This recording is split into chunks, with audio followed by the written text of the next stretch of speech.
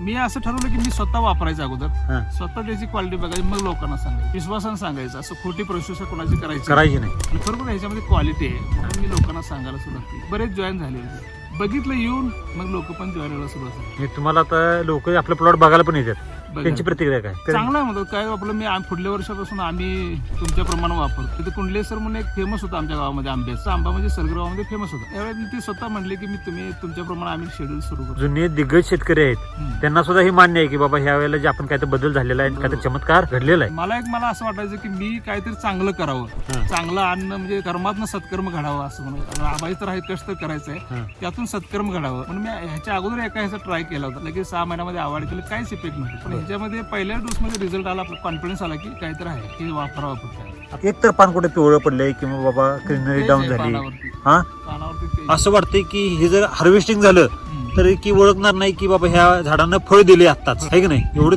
ताजं तवान आहे. आणि होतंय का आता जे ह्या नवीन फुटल्या कांड आहेत ते ऑलरेडी तयार होतात. पुढे फुटल्या वर्षी आणि गॅप पडायची भीती नाही. झाड पण वाढतंय आणि उत्पादन पण देते. असं नाही की बाबा माल लोड आहे आणि शेंडा थांबलाय, असं पण काही नाही. झाडाला काय नाही घातलं असं टॉनिक पॉवर, तर मग ते झाड स्ट्रेस मध्ये जाऊन पुढल्या वर्षी फळ कमी लागणे, गॅप टाकणे. आंब्यामध्ये साहेब एक वर्ष जर गॅप पडला तर तो अगले साल देखेंगे, हा इस साल कुछ नाही, है की नाही? मोराल डाऊन होतो. आता ह्या वर्षी बघतोय आपण 5 टनावर अगदी 9 टनावर, 8 ते 9 टनापर्यंत गेले. पुढल्या वर्षी आणि 4 टन 3 टन वाढवण्याची शक्यता. म्हणजे आता मी चांगला त्यामध्ये जाणकार झालो, तर जून पासून सुरू केलं, अभ्यास केलाय म्हणा बऱ्यापैकी. केलं.